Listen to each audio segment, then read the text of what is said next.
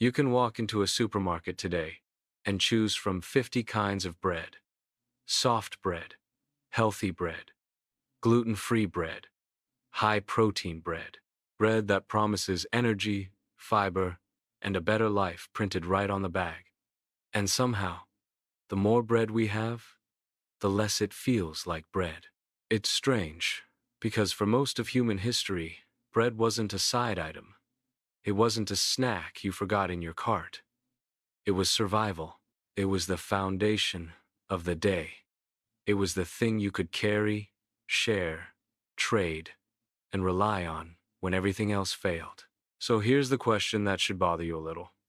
Why does modern bread made with industrial precision so often leave people feeling hungry again, foggy, bloated, or just oddly unsatisfied? While medieval bread, made without machines, without labs, and without nutrition labels, could sustain bodies through cold winters and long labor? The answer is not that medieval people were healthier or purer or magically resilient. They weren't. Life was hard, disease was common, and food security was always uncertain. The answer is that medieval bread was built around constraints that accidentally created something modern bread often abandons: time, texture, and transformation. In the medieval world, grain was not an ingredient. It was a season. It was work. It was a chain of decisions that started in a field and ended in a loaf that had to feed you, not entertain you. And because the loaf mattered, the process mattered.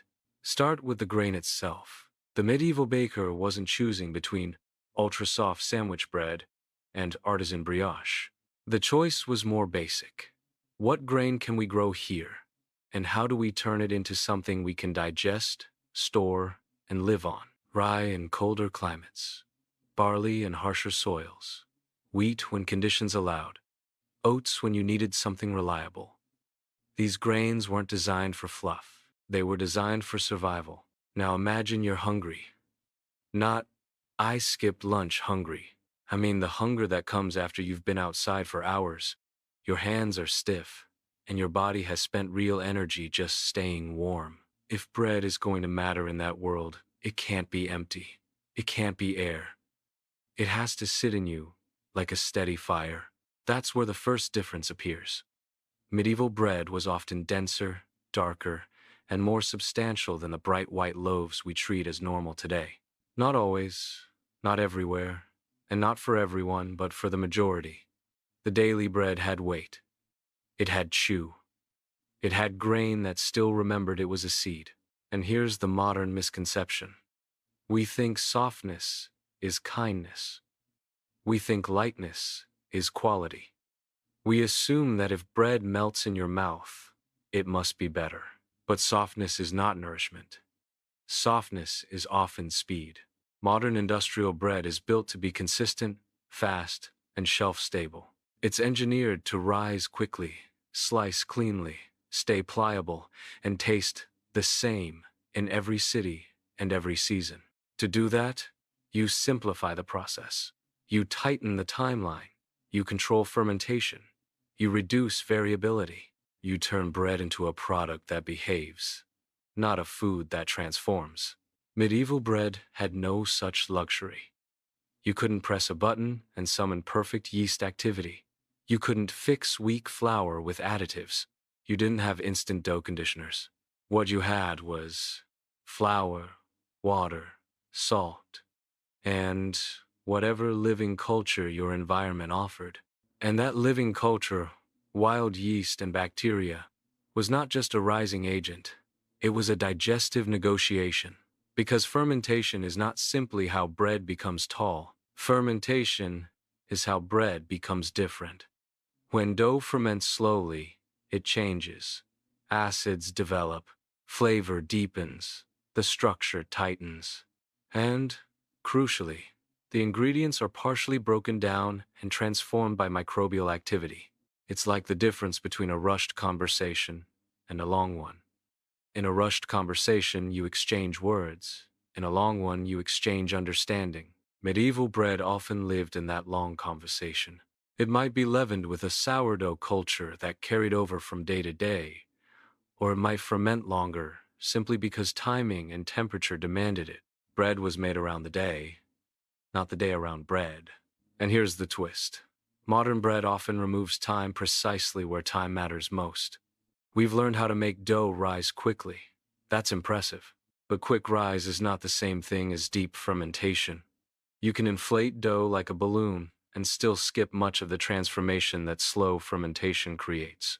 The loaf looks right, slices right, and tastes pleasantly sweet and mild, but it can behave differently in the body, especially if someone is sensitive to rapidly digested starches or to certain fermentation byproducts.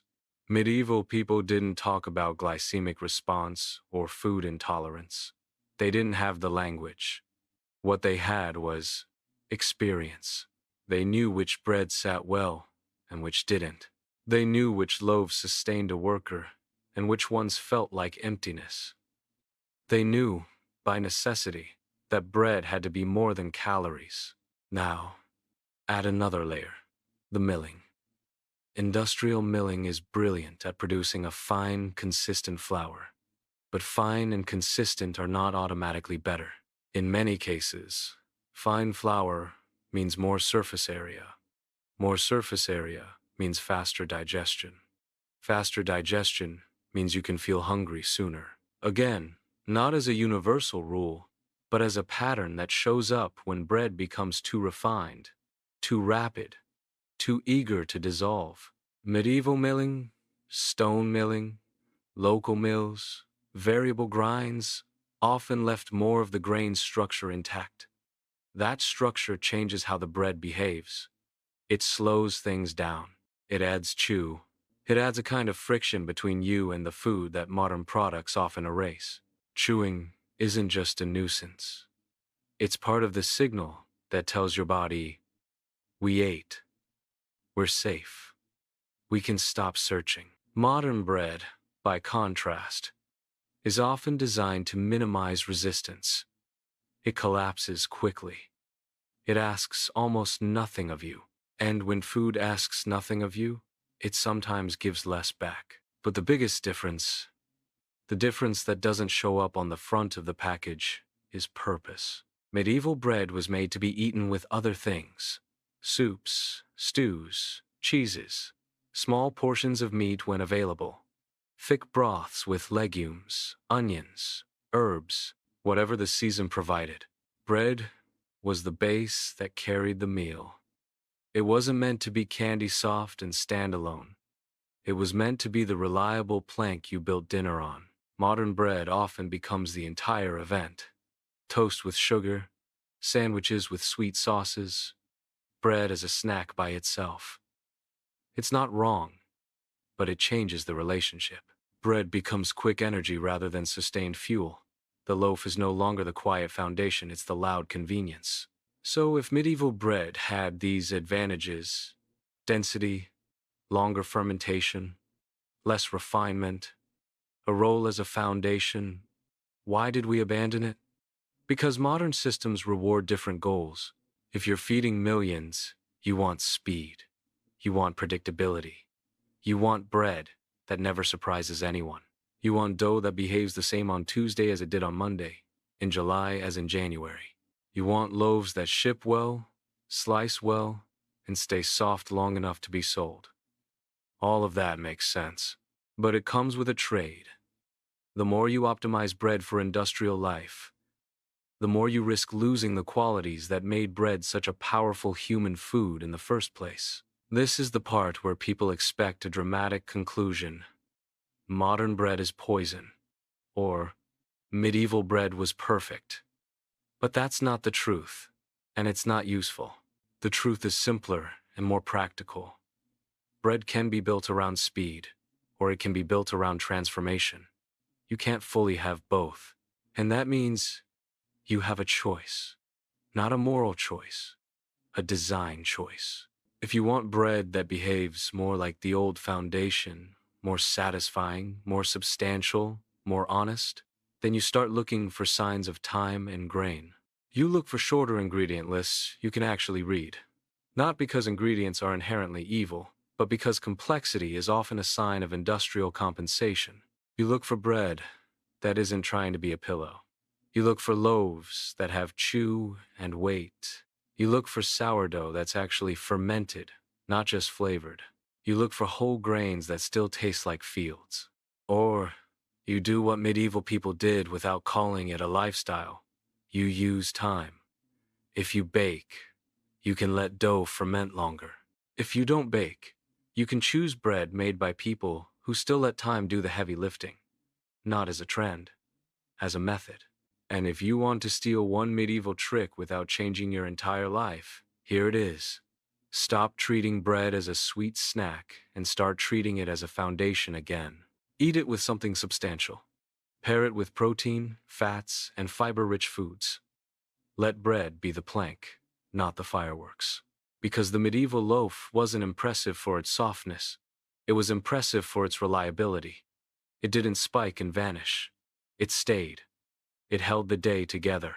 Modern bread can do that too, if you stop asking it to be a pillow and start asking it to be a tool. And that, in a strange way, is the real medieval lesson. The best foods weren't designed to entertain you. They were designed to carry you.